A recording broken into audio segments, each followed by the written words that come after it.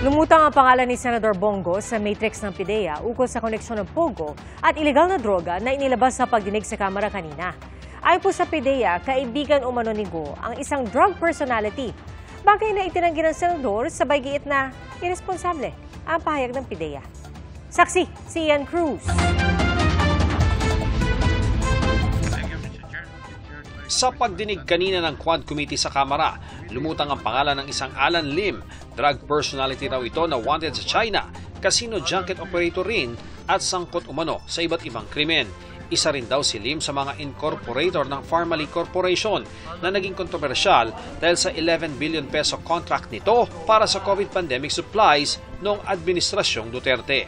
Bahagi si Lim ng matrix na ipresenta ng PIDEA ukol sa Pogo at koneksyon ng mga ito sa iba't ibang krimen at sindikato. Ayon sa PIDEA, si Lim malapit na kaibigan ni Senador Bongo at Michael Yang na dating economic advisor ni dating Pangulong Duterte. Si Senador Go, itinangging kaibigan niya si Lim. Panahon ng eleksyon ngayon, siraan, kukulayan ka ng itim para pumuti yung iba. Rehash na naman po ito, yung napaka-irresponsable naman po ng PIDEA sa kanilang ihahayag sa mga hearings. Hindi po kami close friends ni Alan Lim at mas lalong hindi po ako involved sa illegal drugs. Git din ng ilang kongresista. Sinabi nyo kanina, si Alan Lim ay involved sa illegal drugs. So, ang ibig bang sabihin, involved din si Senator Bongo sa drugs since kinonect nyo po siya. So, ano po yung ibig sabihin po nung araw nyo? Ma'am, according to our informant, they are just close friends. That's why you just put it there.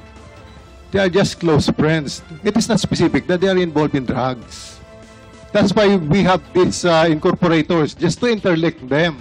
And we are still digging that what we can have against these people. It is not yet complete, ma'am. Close friends. So alam po ni Bongo ang mga trabaho po ni Alan Lim. Na alam po ni Senator Bongo, dahil sila ay close friends, alam po niya na si Lim ay involved sa illegal drugs. That could be answered by Senator Bongo, ma'am, not us yet. Because we are still investigating, we do not have concrete proof yet of what their transactions is. So sorry po, Asek Gumban. Wag po kayong gagawa ng ganyang matrix na incriminating at kinoconnect nyo, tapos ang title nyo ay illegal and Pogo drugs connection. It also would be wrong for you to include a person who is not involved in those alleged crimes. Asek Gumban, huwag tayong magkakamali because you do not want to accuse a wrong person. Asek Gumban. Yes, Mr. Chair. Para sa GMA Integrated News, Ian Cruz ang inyong saksi. Arestado sa entrapment operation ang isang babaeng sangkot umano sa panloloko sa Davao City.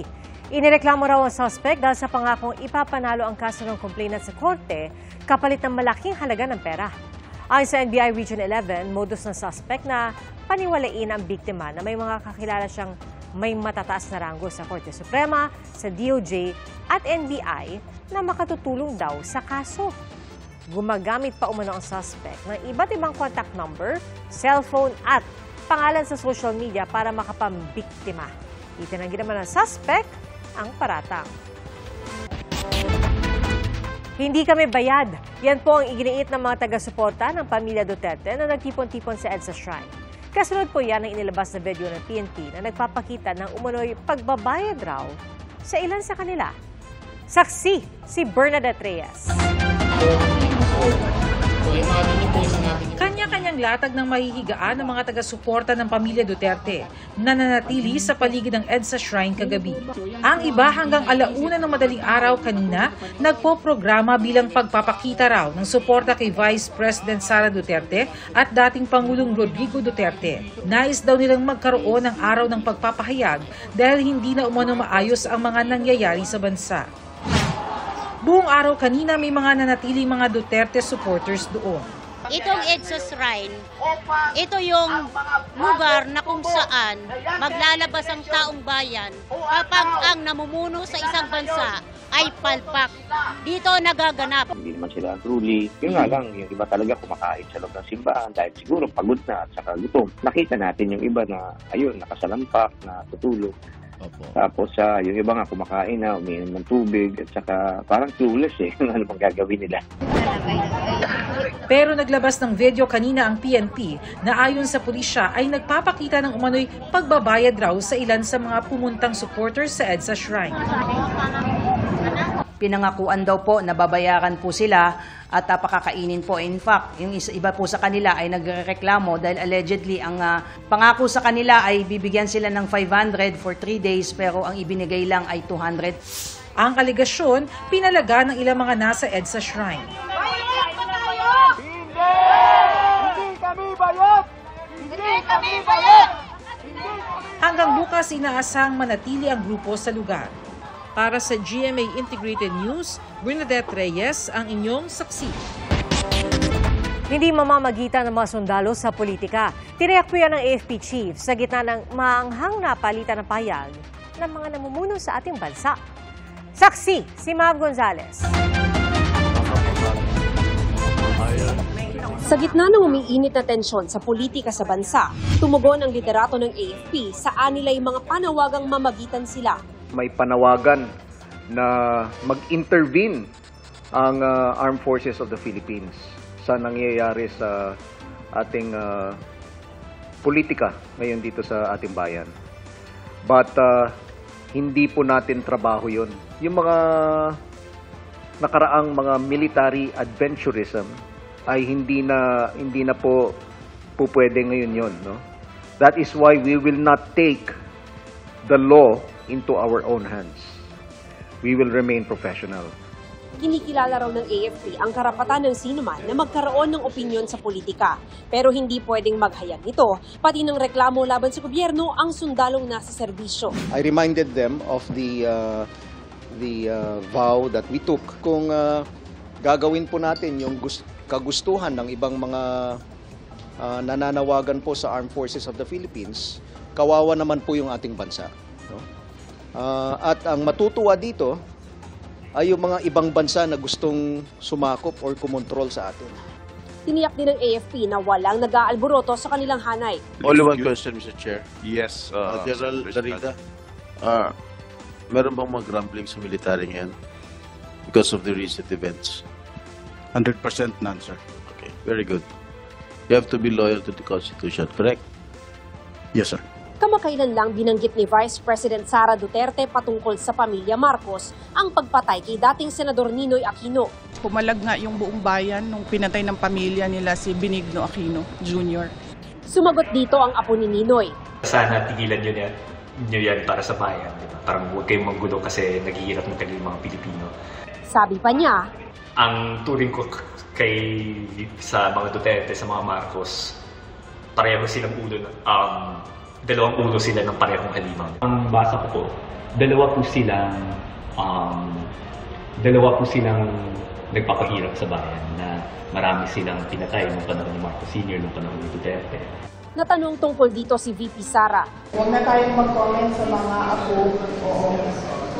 Kasi natural sa mga anak at apo ang affinity sa mga magulang at sa grandparents. So, huwag na natin sagutin yan. Ang Arsobispo ng Maynila nanawagan ng mga panalangin para manaig ang pagiging mahinahon at nang hindi mahati ang bansa ng mga isyu sa politika at personal na interes. Naway pakinggan daw ng mga namumuno ang isa't isa at sama-samang kumilos para sa ikabubuti ng bansa. Ang mga ingay sa politika hindi raw makaaapekto sa ekonomiya at pamumuhunan sa bansa ayon sa Finance Department. Lalo't ayon sa isang credit rating agency, positibo ang outlook para sa Pilipinas. So kunyari parang tao, di ba? Kunyari pagka mag-apply ka ng credit card o ng loan, tinitingnan yung credit mo. Actually, mas malaki yung confidence sa atin ng mga credit rating agencies. Makakautang tayo na mas mababang interest rates. Naipakita raw natin sa mga investor na katiwa-tiwalang pamuhunan ng ating bansa. Parang kumbaga kaya tayo merong positive outlook from S&P is because may track record na tayo na nagagawa natin to. Kahit ano pa ang political noise. Para sa GMA Integrated News, ako si Mav Gonzalez, ang inyong saksi. Pastor Apollo Kibuloy inilipat sa Pasig City Jail male dormitory matapos ang medical furlough. Naka-wheelchair siya nang inilabas sa Philippine Heart Center pero hindi na siya ibinalik sa PNP Custodial Center base sa utos ng korte na may hawak sa kaso niyang qualified human trafficking.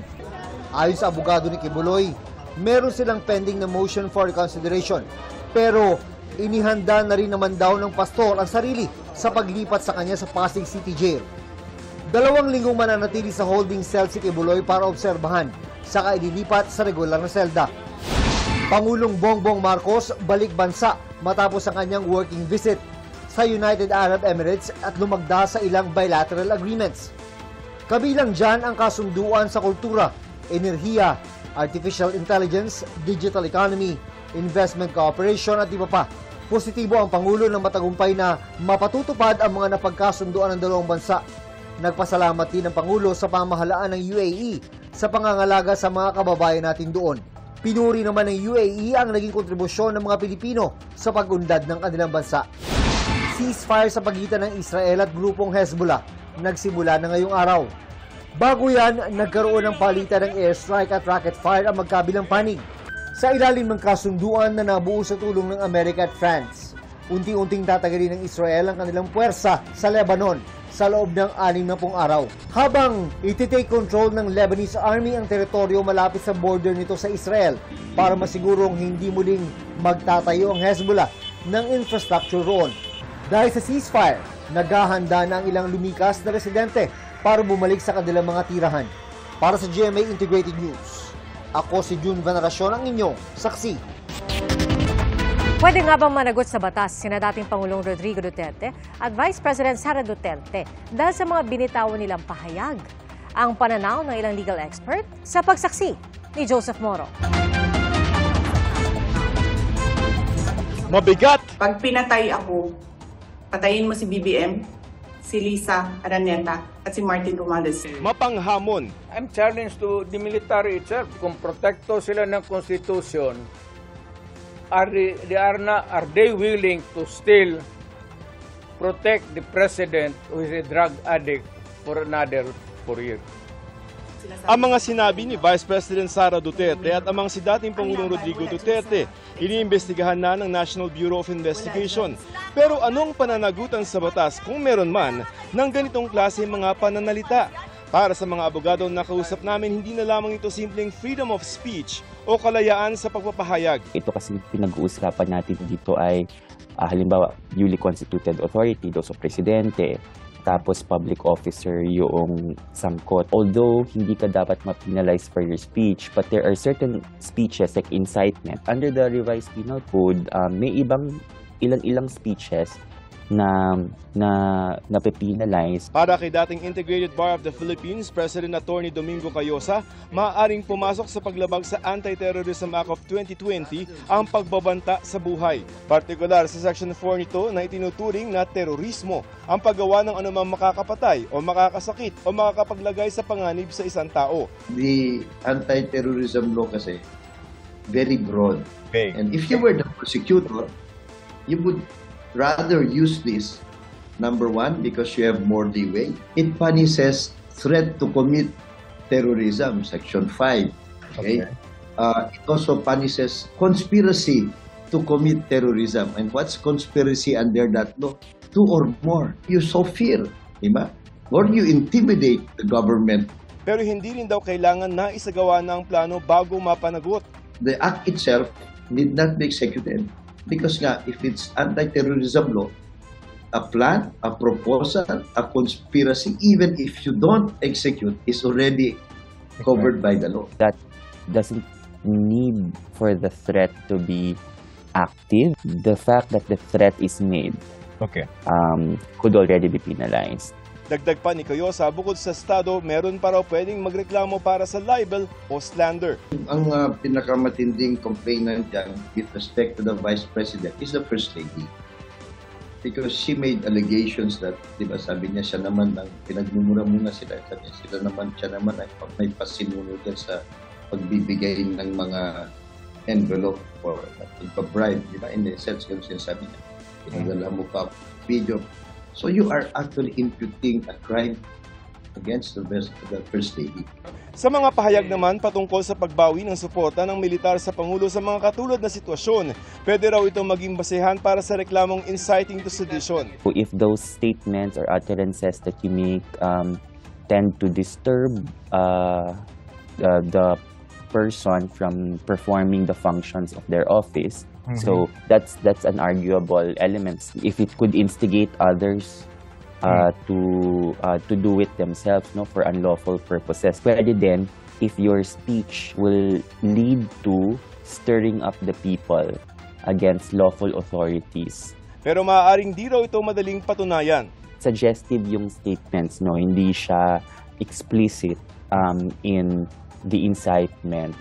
But I think that while it may be difficult to prove the intent, kung ako yung huwes, titingnan ko rin naman yung kabuuan. In effect, ang sinasabi niya, kayo sabihin nyo na parang withdraw of support.